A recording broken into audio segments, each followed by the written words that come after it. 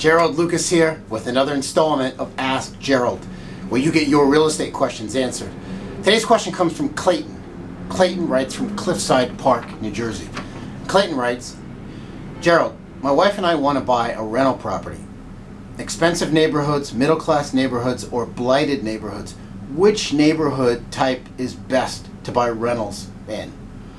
Well, Clayton, your success as a landlord isn't necessarily going to be dictated by the economics of the neighborhood that you buy in. So there are successful landlords in high-end neighborhoods, in middle-class neighborhoods, and in blighted neighborhoods. And there are unsuccessful landlords in high-end, middle-class, and blighted neighborhoods. So your goal really should be to become one of the successful landlords. And you can be successful in high-end, middle-class, or in blighted neighborhoods. The strategy that you implement may be slightly different, but the key really is to be successful. And I'm going to give you 3 things about rental demand that you need to know in order to be successful. And the first thing is, what are potential tenants in the area where you're looking at properties? What can they reasonably afford to pay rent? So you may come up with a rent price that you want for a rental property, but at the end of the day, if potential tenants can't afford to pay that, you're not going to get that. So what can potential tenants in that area reasonably afford to pay? The second factor is, what kind of amenities and renovation finishes do potential tenants want and expect in the area where you're looking at rental properties, right?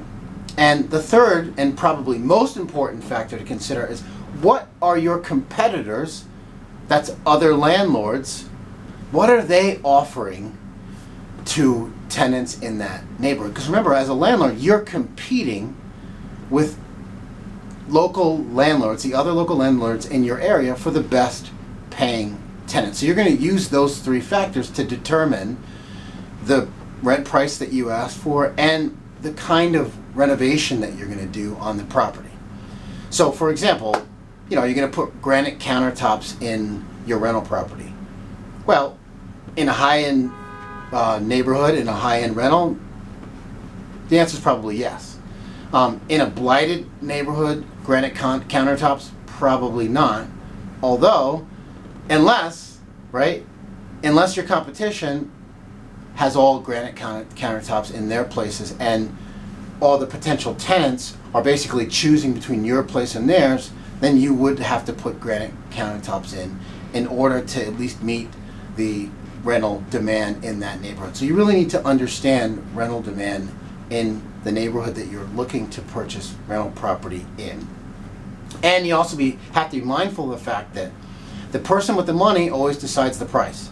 So as a landlord who's trying to rent out a property, the person with the money is a potential tenant.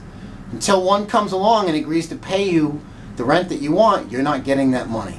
What that means is, even after you do your analysis and you come up with a rental price that you want to charge, you've got to be flexible. If it's sitting vacant and nobody wants to pay that much, you've got to lower your rental price, because again, the person with the money always decides. As a landlord, the person with the money are potential tenants.